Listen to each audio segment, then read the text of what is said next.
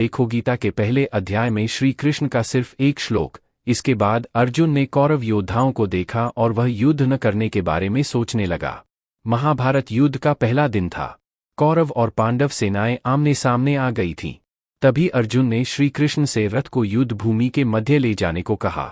श्री कृष्ण ने रथ आगे बढ़ाया और पितामह भीष्म, द्रोणाचार्य के सामने ले जाकर खड़ा कर दिया। युद्ध भूमि के बीच में पहुंचने पर श्री कृष्ण ने कहा कि उवाच पार्थ पश्यैतान् संवेतान् कुरुनिति। श्रीमद् भगवद गीता के पहले अध्याय का 25वां श्लोक। अर्थ, अर्जुन के कहने पर श्री कृष्ण ने दोनों सेनाओं के मध्य भाग में भीष्म पितामह और द्रोणाचार्य के सामने रथ रोक देते हैं। श्री कृष्ण अर्जुन से कहते हैं कि हे पार्थ, युद्ध भूमि में एकत्र हुए कौरव पक्ष के योद्धाओं को देखो। गीता के पहले अध्याय में श्री कृष्ण का मात्र एक यही श्लोक है जिसमें श्री कृष्ण बोले हैं।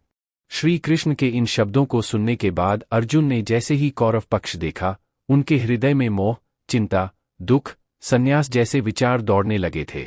श्री कृष्ण के कहने के बाद जैसे अर्जुन ने कौरव पक्ष में पितामह भीष्म, द्रोणाचार्य, कृपाचार्य, दुर्योधन आदि योद्धाओं को देखा तो वह परेशान हो गए। अर्जुन इस श्लोक में श्री कृष्ण से कहते हैं कि मेरे सामने खड़े मेरे कुटुंब के लोगों को देखकर मेरे अंग कांप रहे हैं। मेरे हाथ से गांडीव छूट रहा है। मेरा मन अस्थिर हो रहा है।